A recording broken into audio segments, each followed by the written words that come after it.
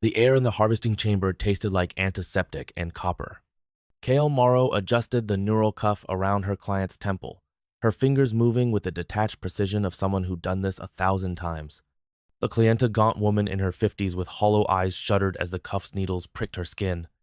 A faint hum filled the room as the machine whirred to life, its glass vials glowing faintly under the sterile blue light of the underground market. "Focus on the memory," Kael said, voice flat. "The fresher the sorrow, the higher the payout." The woman clenched her jaw, her knuckles whitening against the armrest. "It's my son, his funeral." Kael didn't react. She'd heard it all before. Dead spouses, bankruptcies, abandoned lovers. Emotions were currency in Eclipsion Prime, and sorrow was the most lucrative. The wealthy paid fortunes to siphon other people's grief like wine, chasing the thrill of vulnerability without the mess of living it. A teal liquid began to drip into the vial. Grade B, Kael noted. Too diluted by guilt, the woman probably blamed herself for the death. She'd have to filter it twice to meet the broker's standards. The machine beeped, signaling the end of the session. Kael detached the cuff and handed the woman a credit chip. The client stared at it, her throat bobbing. "Do you ever keep any of it? For yourself?" Kael's gloved fingers paused mid-motion.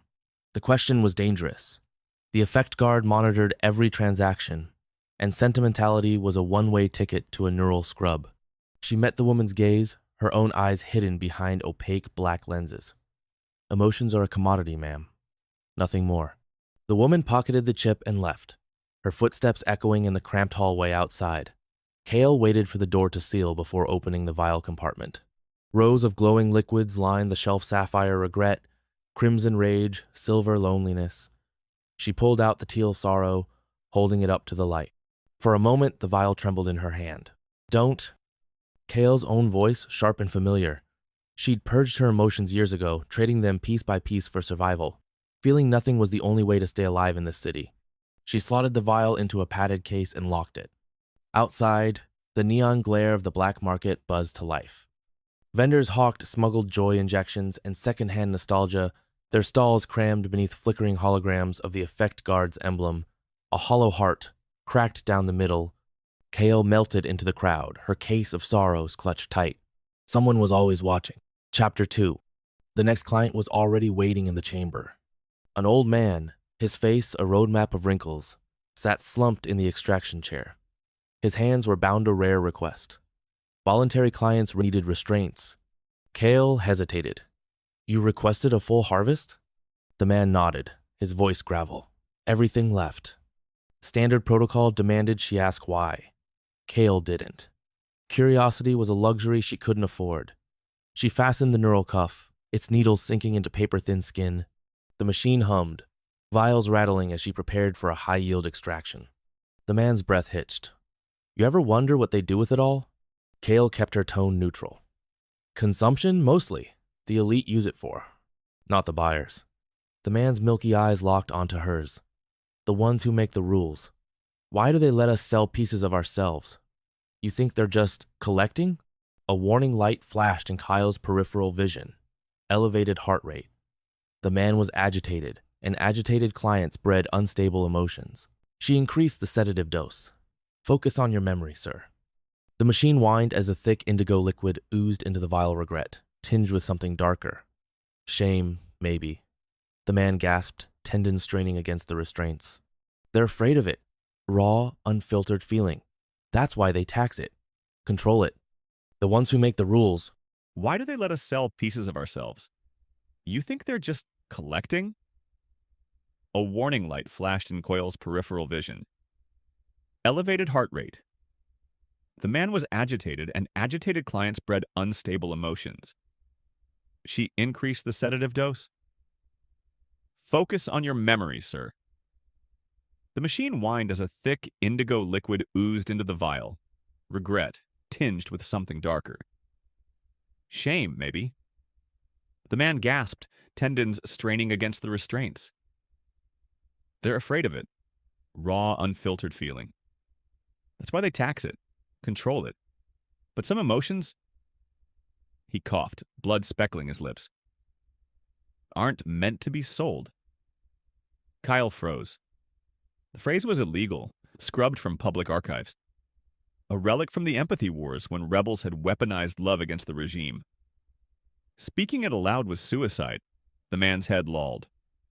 Don't! Let them take this one! The vial filled with a color Kael had never seen, molten gold, swirling like liquid sunlight. It pulsed faintly, casting shadows on the walls. Unconditional love. Kael's hand hovered over the eject button. Destroy it, now! But the glow warmed her glove, seeped into her pores. For a heartbeat, she remembered, really remembered, her sister's laugh. The way she'd hugged her before the affect guard came. Before Kael chose survival over begging, the door exploded inward. Chapter 3. Affect guard, hands where we can see them. Kael slammed the vial into her coat and raised her hands. 3 enforcers stormed the chamber, their armored suits glinting under the lights. The lead officer, a hulking figure with a voice modulator, grabbed the old man's wrist. No pulse. Neural burnout. They turned to Kael. You, harvest log. Kael handed over her tablet, praying the guard wouldn't notice the skipped entry. The golden vial burned against her ribs. The officer scrolled, visor reflecting lines of data. Client's name? Unknown. He paid in crypto.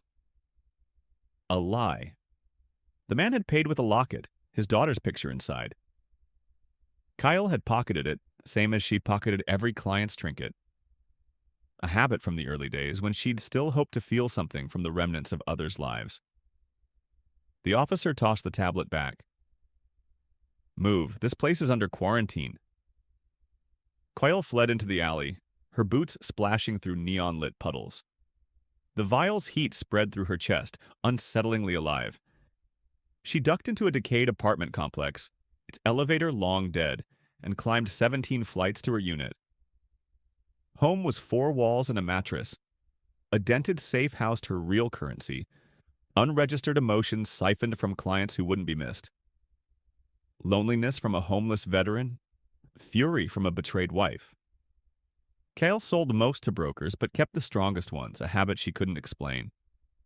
The golden vial glowed brighter in the dark. She uncorked it, the room dissolved. Kael, age 12, bandaging her sister's bleeding knee after she fell from the rooftop garden they'd built together. Her sister's voice cracking. Why won't you cry, even now? The affect guard dragging her away as Kael stood silent, pockets stuffed with her confiscated joy. Kael gasped, tears streaming down her face. Actual tears. She hadn't cried since the purge. A knock rattled the door. Morrow, you missed your quota. Marlowe, her broker, leaned against the doorframe, neon green hair clashing with her smirk. She tossed a credit chip at Kael's feet. The grief from that funeral client tested pure. Buy yourself something pretty. Kael stared at the chip. What happens if someone hoards emotions? Marlowe's smile died. You met a harvester who did, remember? She did. Jax, her old mentor, had kept a vial of his dead husband's pride. The affect guard had melted his mind for it. Marlowe lit a cigarette, its smoke curling into the shape of a skull. Don't get poetic, Morrow. Bottle feelings, sell them, stay numb. She flicked ash onto the floor. Everything else is a death wish. The door clicked shut. In the silence, the golden vial hummed. Chapter 4. The affect guard officer's visor reflected Kael's face, pale, tear-streaked, and utterly exposed. You're coming with us, the officer barked, gauntleted hand snatching the golden vial from her coat. Kael lunged without thinking. Her gloves gripped the officer's wrist, and for a split second, the vial's warmth surged through her. The officer froze, visor flickering. A wet, choked sound escaped their modulator. The officer, as a child, hiding under a bed while their mother sold her laughter to feed them. A whispered promise. I'll get us out of here. The officer staggered back, vial clattering to the floor. Kael scooped it up and bolted, her boots skidding on blood-slick tiles. Shouts echoed behind her as she slammed into the alley, the vial's pulse syncing with her heartbeat. Eclipsion Prime's skyline loomed above, a jagged crown of obsidian spires and flickering holograms advertising emotion tax compliance. Kael ducked into a sewage grate, the stench of rot burning her lungs. The golden glow guided her through tunnels until she emerged in the Bone District, where street lamps were carcasses of old drones and the air tasted like rust. Her safe house was a crypt. Literally. The affect guard rarely patrolled the city's derelict cemeteries, too many ghosts, both metaphorical and real. Kael pried open a decayed mausoleum door and collapsed inside, her back against a coffin etched with someone's forgotten name. The vial hummed in her palm. "What are you?" she whispered. It flared and the crypt dissolved. Her sister, Lyra, at age 10, pressing a stolen honey apple into Kael's hand. "Eat it," Lyra grinned. "Joy is better shared." The affect guard ripping Lyra's joy from her skull, vial by vial, while Kael stood silent. Kael gasped, the memory sharper than any harvest. Guilt curdled in her stomach. She'd sold her own sorrow over Lyra's arrest years ago, scrubbed it clean to survive. But this thing in her hand wasn't just a memory. It was alive. Hungry. A shadow shifted in the crypt's corner. "Trouble follows you, Morrow." Marlowe stepped into the dim light, her neon green hair dulled by grime. She kicked aside a rat skeleton and tossed Kael a protein bar. "Brokers are offering 6 million credits for that vial. Affect guards got shoot-on-sight orders." Kyle's grip tightened. "You here to collect?" Marlowe smirked. "If I were, you'd be dead." She crouched, her voice dropping. "That thing's a relic. From before the wars. You know what happens if the guard traces it here? They'll scrub the district. They'll burn it, and everyone in it." Marlowe lit a cigarette, the flame trembling in her hand. "You've got two choices. Sell it to the highest bidder tonight, or destroy it." The vial pulsed, warm and insistent. Lyra's voice faint. "Why won't you cry?" Kael stood. "There's a third option." Chapter 5. The abandoned Emotia refinery stank of decayed hope. Kael pried open a rusted vent, Marlowe's flashlight beam wavering behind her. "You're insane," Marlowe hissed. "The Echo Collective's a fairy tale, a bedtime story brokers tell to scare new harvesters." "Then why'd you follow me?" Kael crawled into the duct, the vial's glow painting the walls gold. "Because you're my best earner." Marlowe's lie rang hollow. "And because I owe Lyra." Kael froze. Marlowe, years younger, pressing a smuggled vial into Lyra's hand. "Run," Marlowe urged, "before they tag you." Lyra shaking her head. "I can't leave Kael." The memory faded. Kael glanced back. "You knew her?" "We were cellmates before the purge." Marlowe's jaw tightened. "She talked about you. Every damn day." The duct opened into a cavernous chamber. Rows of emotion distillation tanks lined the walls, their glass frosted with age. Kael's breath fogged in the air. This refinery had once supplied Eclipsion Prime's elite with designer euphoria. Now it was a tomb. She placed the vial on a corroded control panel. The collective's real. They've been preserving emotions the guard erased. Love. Empathy? Sacrifice? Sacrifice? Marlowe snorted. "You sound like a rebel pamphlet." "And you sound scared?" Marlowe grabbed her arm. "You think I want to watch you end up like Lyra? The guards got drones scanning every synapse in the city. That vial's a beacon." Kael pulled free. "Then why'd you help me?" Silence. Marlowe looked away. "Lyra said, you used to cry at sunset, when the smog turned the sky gold, like it reminded you of something you'd lost." The vial flared. Kael, age 7, chasing Lyra through wheat fields that hadn't yet been paved into districts. Lyra's laughter, the sun setting molten gold behind her. Kael's eyes burned. I don't even remember that. But it does. Marlowe nodded at the vial. That's why the guard wants it dead. It's not just an emotion, it's a seed. And seeds grow. Boots clanged in the ducts above. Too late, Marlowe whispered. Affect guard drones dropped from the ceiling, their blade arms whirring. Kael grabbed the vial and ran, Marlowe shouting behind her. A drone slashed her calf and she fell, skidding across the refinery floor. The vial rolled into a drain. No! She plunged her arm into the sludge, fingers closing around the vial as a drone pinned her. Its blade hovered over her neck. Marlowe tackled it, jamming a live wire into its core. Sparks erupted. Go! Kael crawled toward a service elevator, the vial clutched to her chest. Marlowe fought off the drones, blood streaking her jacket. You'll die here, Kael screamed. Marlowe grinned, wild and bright. Then make it worth it. Chapter 6. The elevator opened into a forgotten subway tunnel. Kael limped past derelict trains, their windows boarded with emotion tax posters. Report. Unlicensed harvesters. The vial's glow pulsed weaker now, dimmed by her blood loss. A shadow detached from the wall. You're late. The woman was tall, her shaved scalp etched with scars that formed a constellation even Kael recognized. The Andromeda system, a rebel insignia. Echo Collective? Kael rasped. The woman nodded. Call me Vera? She tossed Kael a biofoam canister for her wound.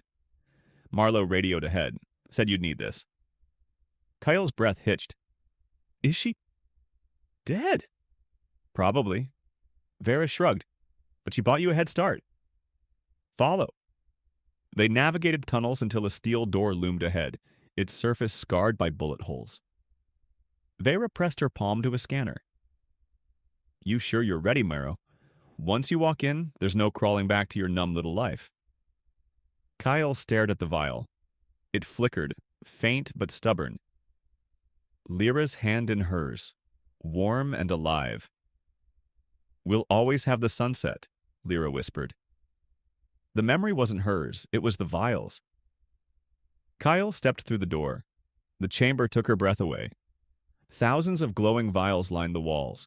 Crimson courage, violet compassion, emerald hope. Rebels moved between them, careful and reverent. At the room's center stood a massive neural broadcaster, its wires snaking into the ceiling. This is how we win, Vera said. One emotion at a time. Kael uncurled her fingers. The golden vial floated from her palm, slotting into the broadcaster. What does it do? She asked. Vera smiled. It reminds them. The machine roared to life.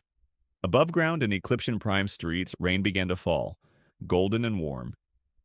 Due to technical issues, the search service is temporarily unavailable. Here's the continuation of The Last Sorrow Trader with Beat 7, B-Story, 8, Fun and Games, and 9, Midpoint, in the Save the Cat. Structure totaling 1,220 words. These beats deepen relationships, escalate stakes, and pivot the story toward its turning point. Chapter 7. Vera's scars glinted in the golden haze of the neural broadcaster. Your sister would have loved this, she said, watching rebels slot vials of stolen courage into the machine. Kael stiffened. You knew Lyra, too? Everyone knew Lyra. Vera traced the Andromeda scars on her scalp. She tried to recruit me years ago, said emotions weren't meant to be caged. I called her naive. She laughed bitterly. Then the guard murdered my wife for hoarding gratitude. Lyra found me hiding in a dumpster halfway to neural burnout. Gave me her last vial of hope. Kael's chest tightened. She never told me. Would you have listened? The question hung in the air like smoke. On the hollow screen above, the golden rain pooled in Eclipsion Prime streets. Citizens crouched to touch it, their faces slack with wonder. A child laughed, a sound so foreign Kael barely recognized it. Vera handed her a rusted syringe. We need to amplify the signal. Your vial's the core, but it's fading. Kael rolled up her sleeve. How? Your blood. The emotion bonded to you when you touched it. Vera pressed the needle to Kael's vein. It'll hurt. The machine roared as Kael's blood merged with the vial. Memories flooded her, not hers, but theirs. A soldier dropping his rifle to hug a dying enemy. A broker returning stolen memories to an orphan. Marlowe, in her final moments, smiling as drones engulfed her. Kael gasped. It's working through people, changing them, connecting them. Vera adjusted the broadcaster's dials. The guard's worst nightmare. A rebel rushed in, clutching a bleeding arm. Patrols on sub-level 3. They're carving through the tunnels. Vera cursed. They're targeting the broadcaster. Morrow, stay here. Guard the core. Where are you going? To buy time. Vera tossed Kael a pistol. If they reach this room, destroy the machine. Don't let them take the vial alive. Kael gripped the gun. Why me? Because you're her sister. Vera paused at the door. And because you're the only one who's felt nothing long enough to know what something is worth. The door sealed, leaving Kael alone with the broadcaster's hum. The golden vial pulsed in rhythm with her heartbeat, weaker now. She pressed her palm to the glass. Lyra, age 16, sneaking into Kael's harvester booth. You don't have to do this, Lyra pleaded. We can run. Kael injecting herself with numbness serum. Feelings get you killed, Lyra. Grow up. I'm sorry, Kael whispered. The vial flickered. A bang shook the door. Chapter 8. The affect guard breached the room with plasma torches.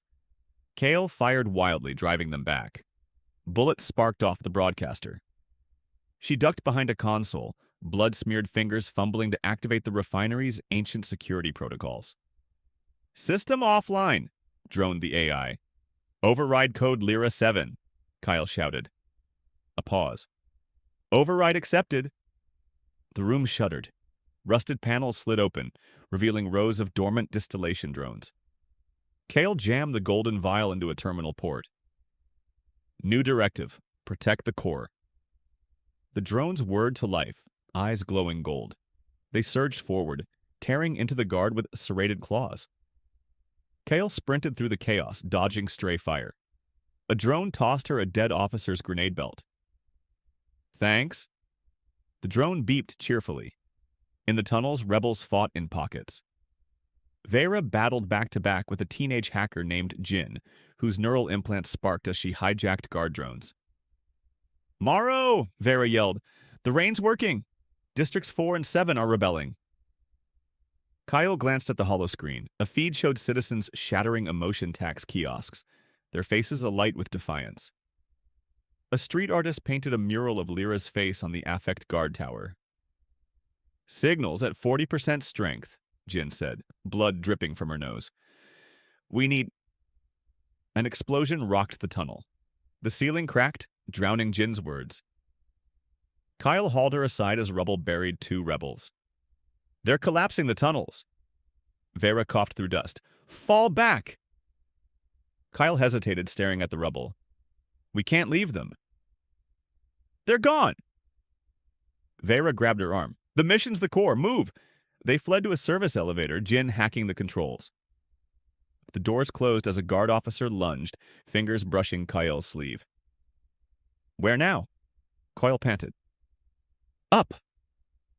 Vera grinned. Time to show the city what rain really looks like. The elevator opened to a rooftop storm drain. Golden rain fell harder now, pooling in neon-lit puddles. Below, the city writhed, rebels clashing with guard, drones gone rogue, civilians tearing down holographic propaganda. Jin jacked into the drain's control panel. I can flood the streets, supercharge the signal. Do it, Vera said. Kael gripped the vial. Wait, the overdose could kill people. You wanted a revolution? Vera snapped. This is how it happens. The vial's memory. Lyra shaking her head. You don't have to be a weapon, Kael. Kael stepped between Jin and the panel. No. Vera's pistol clicked. Move. Or what? You'll harvest me? Kael met her glare. Lyra gave you hope, not a license to drown them in it. The rain thickened. A woman below scooped golden liquid into her child's hands. Vera lowered the gun. Then what's your play, Morrow? Kael unhooked the grenade belt. We give them a target worth fighting for. Chapter 9. The Affect guard tower loomed like a steel fang. Kael strapped grenades to the broadcaster drone, its golden eye whirring affectionately. You're sure this'll work? Jin asked.